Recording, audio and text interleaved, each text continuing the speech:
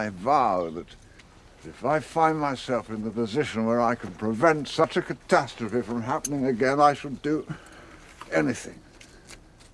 Jeremy Irons plays Neville Chamberlain, the Prime Minister just prior to World War II, who was accused of being an appeaser to Hitler.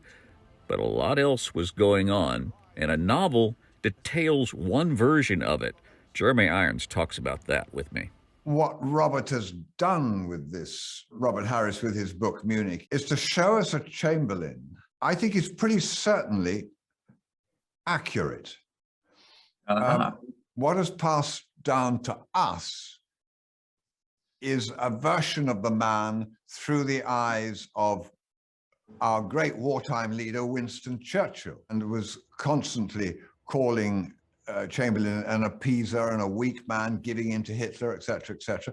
The truth of the matter is that we weren't ready. Had we gone to war, we would probably have been overrun and beaten within the first year.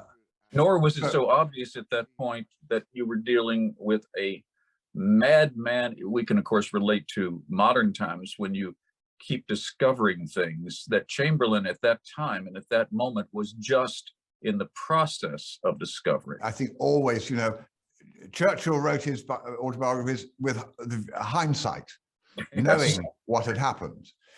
Chamberlain was in the middle of it. It's very easy to look back and judge. I don't think he believed that Hitler's motivation was purely to enlarge into Sudetenland. I think he realized he was, because of the way he was arming, that he was going to do more.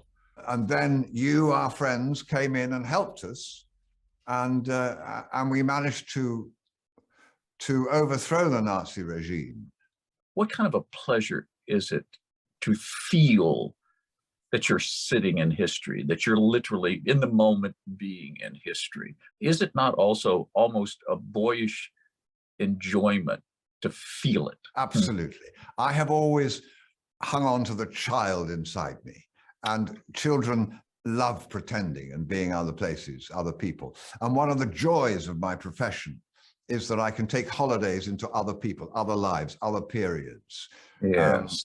And it is a huge joy, I have to say. I'm very lucky to be in the profession I am and to have the chances I've had.